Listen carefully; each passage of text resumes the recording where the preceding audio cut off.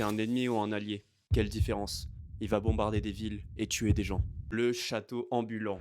C'est le film que tout le monde doit voir aujourd'hui. Si vous ne l'avez toujours pas vu, le Ghibli est excellent. Malheureusement, ça reflète beaucoup la société d'aujourd'hui. Avec toutes les guerres qu'on a à travers le monde, entre différents pays, différents conflits, c'est une histoire qui te marque et qui te montre que la guerre, ça fera rien face à l'amour. Parce que l'amour, ça prend le dessus sur tout. Le château ambulant, c'est l'histoire d'une jeune femme de 18 ans nommée Sophie qui gère une boutique de chapeaux qui appartenait avant à son père. Elle sort très rarement en ville, mais cette fois-ci, elle est sortie et elle a fait la rencontre de Haru.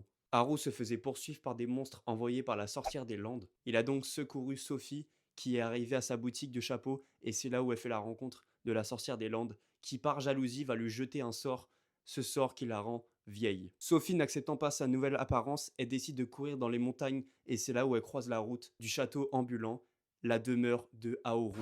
En 2013, des journalistes sont allés voir Miyazaki et lui ont posé la question: quelle est la morale de fin de ton œuvre, Le Château ambulant? Et voici ce qu'il a dit: je voulais faire passer le message que la vie vaut la peine d'être vécue et je ne pense pas que cela ait changé. En fait, ce film, il était excellent. Je l'ai regardé hier avec madame. Pendant mon visionnage, je comprenais pas trop ce qui se passait.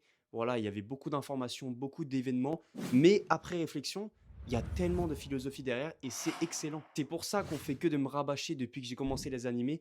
Regarde des Ghibli, regarde des Ghibli. Moi, j'étais là, non, non, c'est des films, non, il n'y a pas de suite. C'est excellent, les gars. Il faut se brancher Ghibli. Et moi, je suis en retard sur plein de classiques et je vais m'en mater, je vais tous me les mater, les frères. On peut pas parler d'un film sans évoquer mon personnage préféré qui est tout simplement Calcifer.